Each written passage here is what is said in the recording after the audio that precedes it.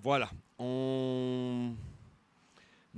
j'ai plutôt la joie, le bonheur, le mérite surtout d'avoir à mes côtés Céline, je l'ai déjà présentée. On va bien sûr lui continuer à poser une question, mais on est maintenant dans un deuxième clip, un deuxième moment.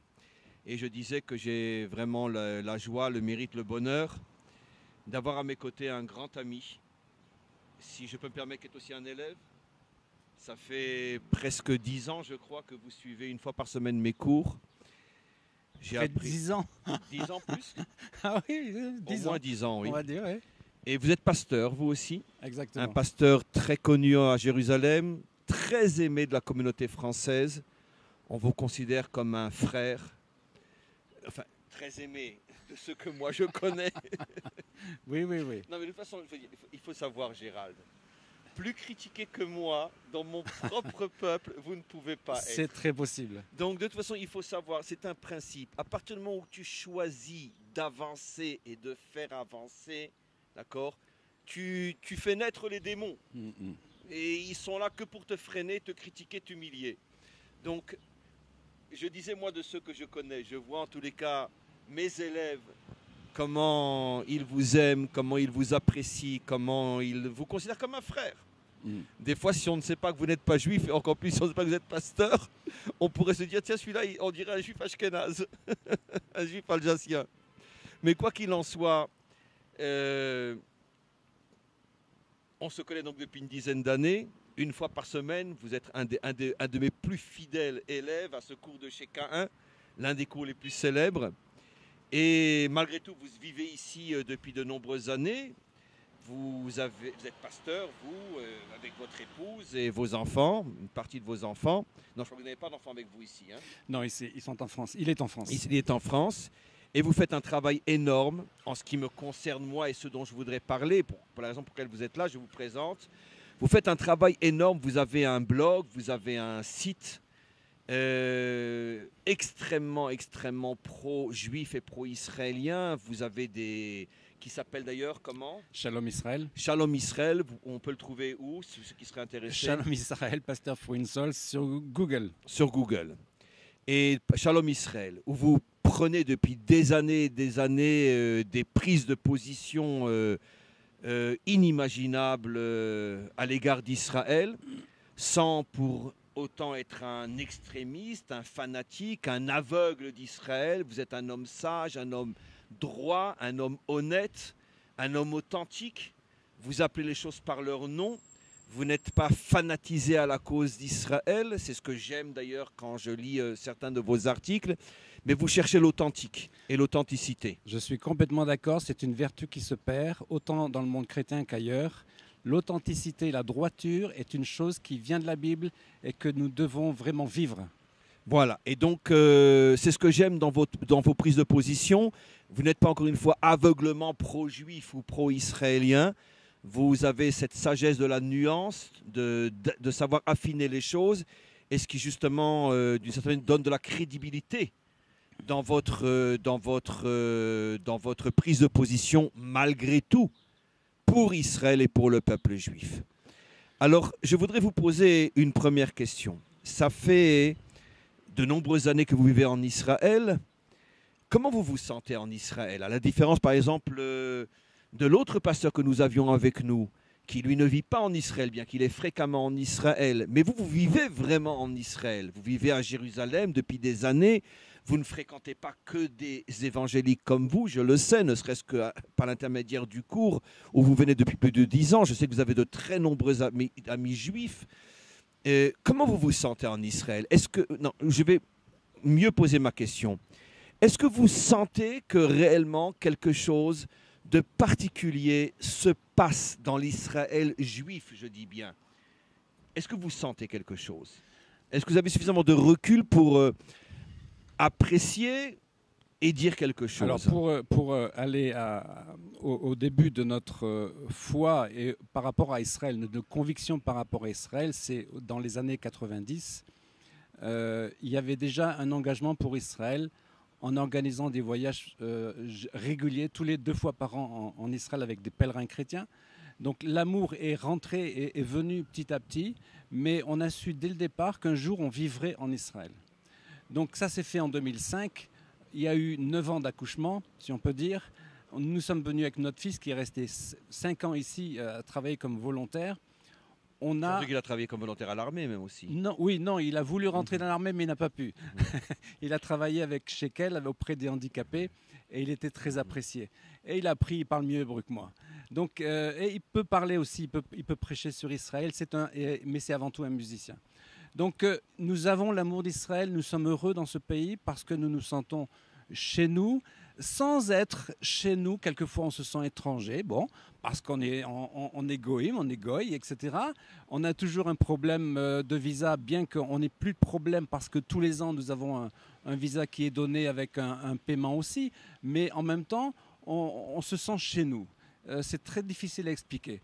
Les débuts ont été difficiles avec le ministère de l'Intérieur, le Misrad Apnim, mais maintenant c'est derrière nous, alléluia. Nous sommes... Vous êtes acceptés. On est acceptés et c'est vrai que nous avons un cœur pour la communauté juive francophone. Et effectivement, le lundi matin, nous sommes tellement heureux, je suis tellement heureux d'assister au cours du Rav Dinovitch. J'amène notre frère Werner Salmon et je remercie Liliane, l'épouse de Pierre. On regrette sa disparition, je suis à sa place, donc il y a quelque chose qui me touche, j'ai vraiment quelque chose il y a quelque chose qu'on ne peut pas expliquer. L'amour d'Israël, c'est un amour qui vient d'en haut, de la part des évangéliques, de la part de n'importe quel chrétien, catholique ou autre, mais on ne peut pas se l'expliquer. Donc Dieu Ce qui veut dire que si aujourd'hui vous devriez repartir en France, ça vous serait dur? Ah, ce serait un gros problème. Comme un vrai Israélien alors. Non, effectivement, c'est un problème pour nous si on doit repartir. On a tout laissé en France, mais bon, on le ferait si vraiment ça venait d'en haut, là aussi. Hein. Mais en même temps, je me sens plus en sécurité à Jérusalem qu'à Paris, hein, entre parenthèses. Hein. Donc voilà, il y a quelque chose. C'est incroyable ce que vous dites. Il faut entendre de la bouche d'un pasteur que vous vous sentez plus en sécurité à Jérusalem qu'à Paris. Si les Juifs seulement de Paris entendaient ce message. Donc, effectivement, on prêche, comme le pasteur Nicholson, on prêche l'Alia auprès des Juifs, mais tout en sachant combien c'est dur. On a vécu l'Ulpan avec des Juifs de Marseille, de Paris, etc. On sait ce que ça veut dire pour les enfants, pour le travail, pour la langue. Enfin, c'est pas facile du tout. Nous avons effectivement pris 3 valises et on a quitté la France. On a tout donné, tout laissé en France.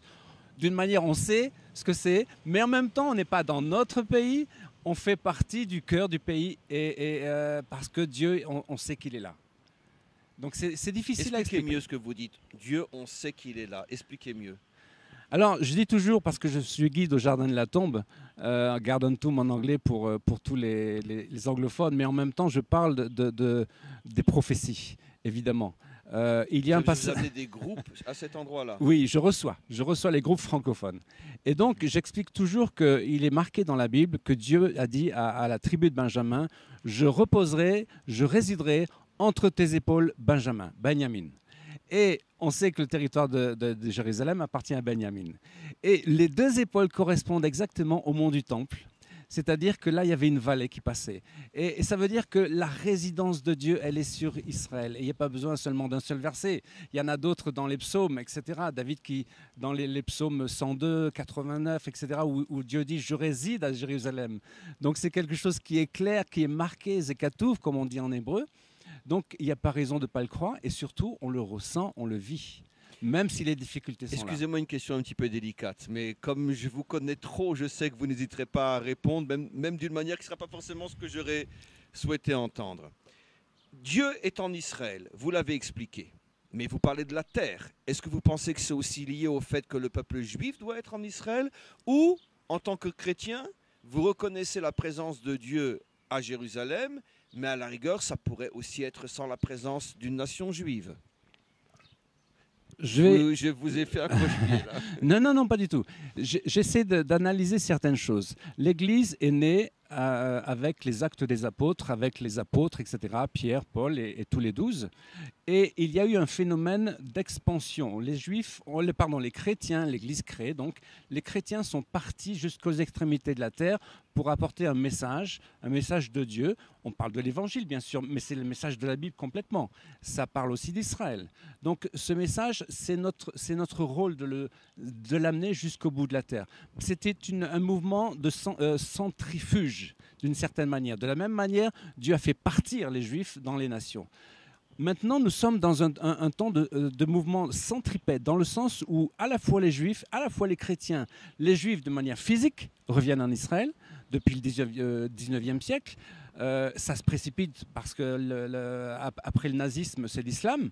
Mais les chrétiens reviennent aux racines juives. C'est ça qui fait que c'est un renouveau depuis le XXe siècle. Il y a un renouveau qui fait que le sionisme chrétien existe aussi et qui est dans toutes les familles chrétiennes, qui fait que nous revenons et nous avons besoin de retourner aux sources hébraïques pour retrouver notre identité vraie. Parce qu'elle est dans le peuple juif. Cette identité, elle est dans la pensée hébraïque. On a été empoisonné par la pensée grecque toute notre vie durant dans le monde occidental. Et c'est vrai qu'elle est complètement différente de la pensée hébraïque. Et le chrétien qui ne revient pas à sa racine propre, Israël, risque de tomber, risque de s'égarer dans la confusion. Et c'est ce que nous voyons, parce que beaucoup de chrétiens, qu'ils soient protestants, évangéliques, catholiques ou autres, qui ne retrouvent pas la pensée sur Israël, ou qui ne font pas teshuva par rapport à Israël, perdent la vérité, tout simplement. Donc, si je comprends bien, si je résume de manière extrêmement simpliste ce que vous dites que finalement, si le christianisme des origines n'était pas passé par Rome, peut-être que dès le départ, on aurait évité toutes les catastrophes que nous avons traversées pendant 2000 ans. Malheureusement, on ne peut pas mettre, si on mettait Paris en bouteille, etc. Oui. C'est sûr que ça fait partie d'un projet divin, mais dès le IVe siècle, conceptuel. Dès le IVe siècle, le roi Constantin a coupé les racines juives. Tous ceux qui faisaient Shabbat, tous ceux qui avaient une relation avec les Juifs étaient excommuniés. Donc c'est effectivement depuis le IVe siècle qu'on voit que l'Église s'est séparée d'Israël. Et là, ça a été terrible. D'où la division dans l'Église aussi. C'est que lorsqu'on revient en Israël, qu'on retrouve notre unité. J'ai des amis catholiques. Céline a des amis catholiques qui pensent la même chose que nous. Israël, c'est le point commun, c'est le point de ralliement. C'est pour ça que c'est tellement important. J'ai moi-même de très nombreux élèves catholiques avec lesquels je suis en relation constante, qui eux aussi reviennent à cette source, tout en étant de vrais catholiques. Et c'est pourquoi l'unité passe par Israël. C'est une notion que beaucoup de chrétiens n'arrivent pas à comprendre. Ils pensent que Israël, c'est une lubie. Ah oui, moi, Israël, c'est votre truc. Non, c'est la vérité. C'est la dernière vérité. C'est revenir à l'identité du christianisme authentique. L'identité du chrétien passe par Israël.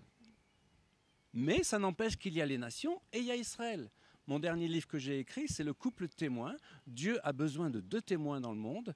Je rejoins Franz Rosenzweig qui disait que Israël est le cœur de l'étoile de la rédemption et les chrétiens sont comment on dit, pas les branches, mais les rayonnements. Les rayonnements, merci. Alors justement, je voudrais revenir à Céline, parce que justement, Gérald évoque le fait que de plus en plus de chrétiens recherchent leurs vraies racines, donc reviennent vers Israël. Mais vous m'aviez dit en dehors de cette interview, je voudrais que vous le redisiez maintenant, que finalement, même à l'intérieur du monde chrétien, c'est toujours ombre et lumière, comme partout ailleurs. On assiste effectivement à un grand retour, mais vous me dites qu'en même temps, on assiste aussi à un éloignement, même dans le monde non catholique, même dans le monde évangélique. Oui. C'est-à-dire, expliquez. Je dirais qu'en fait, il y a un matraquage médiatique contre Israël, en fait, et qui tourne toutes les choses. C'est-à-dire, on n'est pas du tout là pour dire qu'Israël est parfait, qu'il n'y a aucun problème, etc. Mais on est là pour dire, regardez aussi ce qu'il y a qui est bon d'Israël, toutes les valeurs, entre guillemets, judéo-chrétiennes, toutes les valeurs auxquelles on se réfère, on les a héritées de la Bible juive, du peuple juif, témoin. Et ça, si on perd ça, comme dit Gérald, on ne peut pas être chrétien de façon authentique. On ne peut pas être chrétien si on n'a pas cette eau de la parole qui vient de la Bible. Et donc aujourd'hui, il y a une tendance à une prise de distance, à un Dû silence. à l'influence politique. À un silence. Ouais, dû voilà, à tout l'environnement qui est à la fois politique, mais qui s'infiltre en fait dans toute notre société. Beaucoup de Français sont extrêmement étonnés quand je dis que je viens en Israël toute seule et on me dit mais t'as pas peur? Moi je me sens parfaitement en sécurité en Israël. Et même j'ai vécu le temps de la guerre avec le Liban en 2006 où j'étais tout à fait au nord et il y avait un sentiment de... Oui, ici en Israël, ouais. Et il y avait un sentiment de sécurité complet. C'est-à-dire, évidemment, on ne va pas non plus aller s'exposer volontairement, etc. Mais le sentiment de sécurité que j'ai en Israël, c'est quelque chose qu'on ne peut pas expliquer, qui est, je pense, d'ordre divin.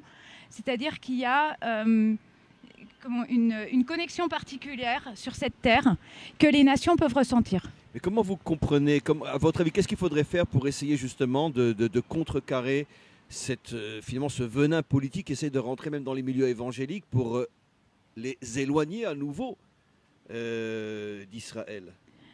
Alors que la tendance naturelle serait un rapprochement, le politique le sent et il essaye de tout casser.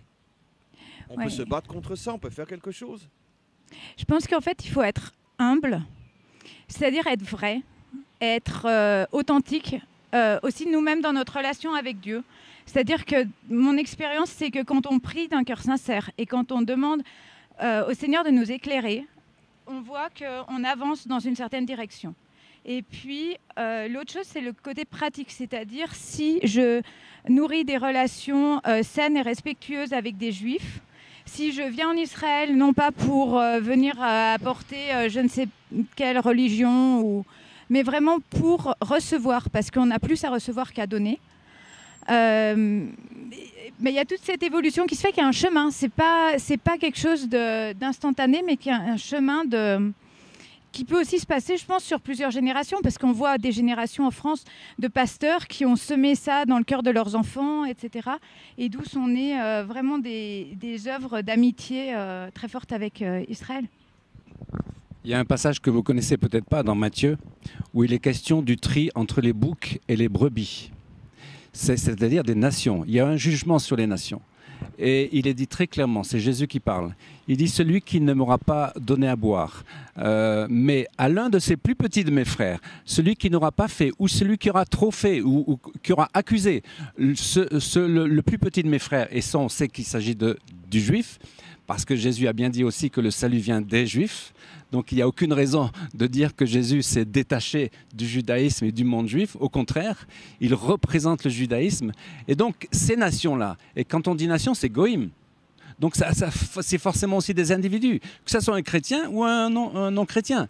Donc ce goy qui ne considère pas, comme disait Céline, qui ne respecte pas le monde juif, ou plutôt le juif qui est à sa porte, ou Israël, etc., qui ne comprend pas toute la désinformation des médias et qui gobe toutes les mensonges et toutes les faussetés qu'on dit aux médias, ce chrétien-là va tomber dans l'erreur et la confusion. Et là, je dirais que nous sommes dans le temps de la fin où il y a malheureusement un tri qui se fait. Dans les nations... Mais aussi même à l'intérieur du peuple juif. C'est pas moi de le dire, bien sûr. Oui. Mais Car il y a aussi, comme on le sait, durant toute l'histoire, très souvent, les plus grands ennemis des juifs étaient souvent des juifs aussi. C'est vrai. C'est vrai. Donc je crois que l'Église et Israël sont devant un choix. La terre d'Israël, c'est vraiment la base. La ville de Jérusalem, c'est extraordinaire les temps que nous vivons avec ce 14 mai, l'ambassade, et en même temps les boomerangs qui tombent par derrière. Et en même temps, je disais à Céline, c'est extraordinaire ce défilé de 40 nations, des milliers de personnes qui sont venues à Jérusalem juste après ce qu'a dit l'ONU. Devant tout le monde pour déclarer, pour condamner Israël. C'était pas du tout prévu. Ça n'a rien à voir avec l'ambassade. Non, c'était pas du tout prévu. Ça s'est télescopé, mais ça n'avait rien à voir. Donc c'est ça qui est extraordinaire. Dieu est dans l'affaire. C'est ça qui nous montre qu'il y a des choses extraordinaires qui se passent et on doit prendre conscience. Je voudrais voudrais aussi ajouter quelque chose, c'est qu'il y a eu, en fait, dans toutes les périodes de l'histoire, dans les périodes les plus noires pour le peuple juif, il y a quand même toujours eu une poignée de gens qui se sont tenus aux côtés du peuple juif, qui ont pris des risques, certains ont perdu leur vie. Il y en a qui sont très connus comme Corrie ten Boom, par exemple, ou des gens qui ont été des inspirateurs aussi, des soutiens comme le pasteur William Heschler qui a encouragé Herzl et qui s'est mis à dos aussi beaucoup de sa propre communauté. Donc c'est quelque chose, on n'est pas aujourd'hui, c'est pas une nouveauté, c'est quelque chose qui a toujours existé. Par contre, je crois que c'est un phénomène qui prend de l'ampleur aujourd'hui parce qu'on avance dans des temps messianiques. Alors justement, je voudrais poser une autre question. Délicate en ce sens que je ne veux absolument pas qu'on rentre trop dans les détails, surtout pas une approche politique ou théologique, une approche plus humaine. Bon, nous sommes juifs, vous êtes chrétiens, vous représentez pas tout le christianisme, mais en tout cas la partie du christianisme qui est porteuse de toute l'espérance de la réconciliation entre une grande partie des nations et Israël. Mais l'islam dans tout ça, comment en tant que chrétien, vous voyez, vous imaginez ce qui va advenir avec l'islam? Parce que finalement, nous ne représentons qu'une petite partie du monde. Et l'islam dans tout ça, comment parce que je pense que l'islam, bon, c'est un secret pour personne, veut autant vous détruire que nous détruire. Simplement, ils se servent des Occidentaux pour d'abord détruire Israël et puis après régler le compte aux Occidentaux. D'ailleurs, comme on le sait avec Hitler, il s'est servi d'une grande partie de l'Église catholique pour détruire les Juifs et puis après, son prochaine étape, c'était de détruire l'Église catholique aussi, parce qu'il était foncièrement anti-judéo-chrétien. Aujourd'hui, il n'y a pas de doute, je ne parle pas du musulman de la rue, qu'à Dieu ne plaise, je parle de l'islam politisé et terroriste, veut liquider les Juifs et veut liquider l'ensemble du monde chrétien. Mais pour l'instant, ils se servent du monde occidental pour soi-disant n'en avoir qu'aux Juifs. Alors, puisque c'est l'ennemi finalement de tous les Juifs et de tous les chrétiens, comment vous voyez dans l'avenir proche, lointain, une solution avec eux? Alors, on considère la Bible, on lit la Bible et personnellement, je connais le passage de Ésaïe 19 qui dit que de l'Égypte à la Syrie en un seul mot, il y aura toute une route qui est en plein milieu, c'est Israël. Et il y aura une entente, on pourrait dire tripartite. C'est-à-dire d'un côté l'Égypte, les Arabes donc, le peuple arabe. L'Égypte qui dans toute la Bible fait toujours allusion à Ishmaël. Oui. Puisqu'il est né. Et l'autre côté, d'une mère égyptienne. Et de l'autre côté, il y a la Syrie, l'Irak, etc., le Liban, mais les Kurdes qui sont tout à fait au bout. Et dans les Kurdes, je pense qu'il y a pas mal d'anciens exilés juifs qui sont là-bas. Tribus, oui. Donc, je dirais qu'il y a un ensemble dans le Moyen-Orient qui va être secoué par Dieu lui-même. Nous voyons, nous le savons, parce qu'il y a des pasteurs qui sont dans les camps de réfugiés arabes, musulmans. Et nous voyons des choses extraordinaires. Par exemple, beaucoup de musulmans se convertissent et deviennent chrétiens. Même vous connaissez le prince vert. Oui, bon, celui qui a aidé le Shabak, etc., la sécurité israélienne, voilà. Il est devenu chrétien. Il est devenu chrétien évangélique. Beaucoup d'autres, j'ai pas les noms en tête, mais pas seulement ce genre de personnes connues, mais dans des villages entiers qui ont une révélation par rapport à Jésus, et donc qui se tournent dans le monde chrétien, et automatiquement qui deviennent pro-Israël. Vous voyez ça, c'est comme le prince vert, mais c'est des choses extraordinaires. Et donc, on peut comprendre que Dieu fait une œuvre extraordinaire avec les goïms, nous, les nations, et dans le sens que l'islam va tomber. Je peux lire dans beaucoup de versets... L'islam fanatique. Fanatique. Oui, mais même quand on voit dans Ésaïe 66, je crois, où il est dit que les béliers de Nébajot, les enfants de Ishmaël, vont venir porter leurs bêtes pour les sacrifices pour Israël, qu'en Égypte on parlera hébreu, etc. Et qu'il y aura un mouvement qui va se faire dans le peuple arabe vis-à-vis d'Israël. On sait très bien qu'il y a beaucoup de Palestiniens qui ne veulent pas du tout de la Palestine, mais la majorité, ils ne peuvent pas le dire, sinon ils risquent la mort. Donc voilà, tout ça, ça peut se déclencher, mais l'islam en lui-même, c'est un danger mortel qui veut à la fois tuer les croyants du samedi et les croyants du dimanche, pardon. Donc, il tue les croyants du vendredi aussi. En plus, on a vu ce qui s'est passé en Syrie et en Irak. Donc, ils s'entretuent entre eux, de la même confession, les sunnites contre les sunnites. Alors, j'ajouterai une autre chose. Dans ce que vous disiez aussi, Dieu s'est servi du nazisme, d'Hitler, pour faire partir les Juifs et les ramener à la maison.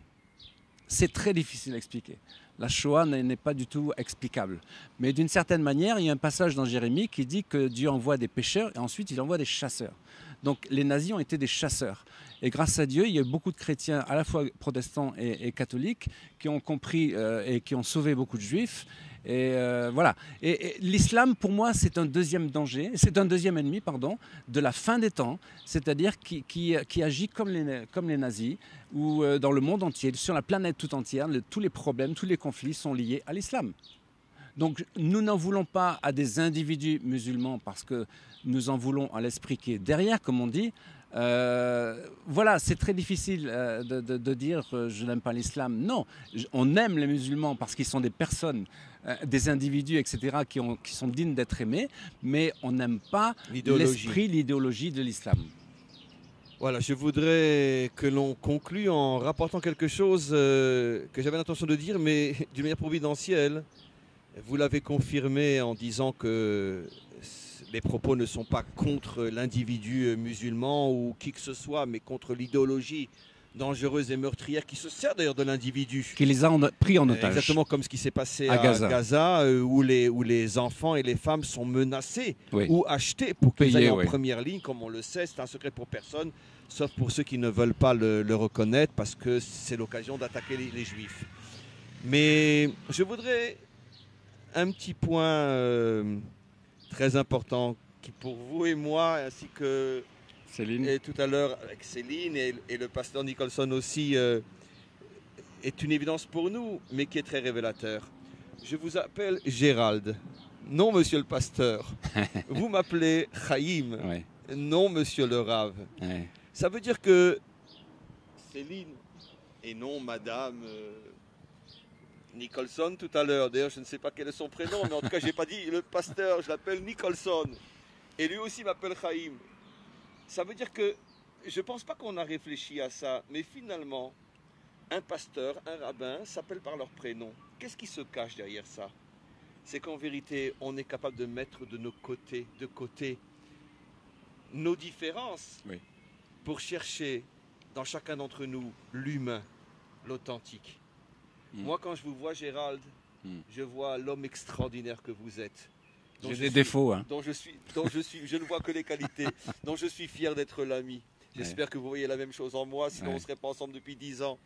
Pareil, entre nous et Céline, entre nous et Nicholson, et entre nous et tous les autres qui, malgré leurs différences, recherchent l'humain. Et c'est ça le message que l'on doit transmettre. Arrêtez de dire c'est un juif, c'est un protestant, c'est un évangélique, c'est un catholique, c'est un bouddhiste, c'est un musulman. Cherchons l'homme. L'homme.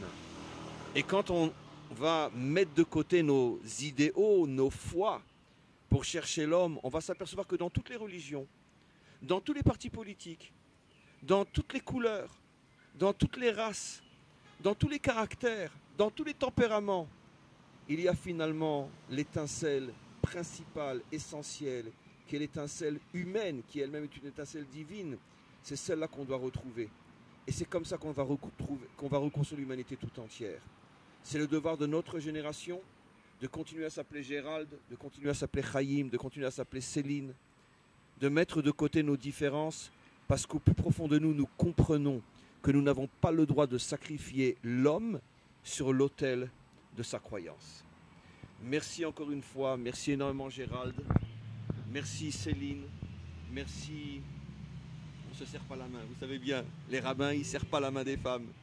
Et donc, mais on se serre avec le cœur, ce qui est beaucoup plus important qu'avec la main. Et quoi qu'il en soit, donc merci au maître du monde de faire que des rencontres comme celle-là soient possibles. Et on continue. on continue à défoncer les portes, à défoncer les obstacles, à ne pas prendre au sérieux les critiques, les humiliations. Tout ça, ce n'est que pour nous renforcer plus encore. Comme on le sait, il n'y a pas de caravane qui passe sans que des chiens n'aboient. Et on souhaite que la caravane arrive en fin de compte là où elle doit arriver, que tous les chiens cessent d'aboyer et que l'humanité tout entière soit réunie autour d'une seule et unique foi, qui est celle de la foi en un Dieu un et la reconstruction de l'homme avec toutes les différences qu'il contient en lui, d'un bout à l'autre de l'univers. Amen. Vechen Yiratzon. Amen.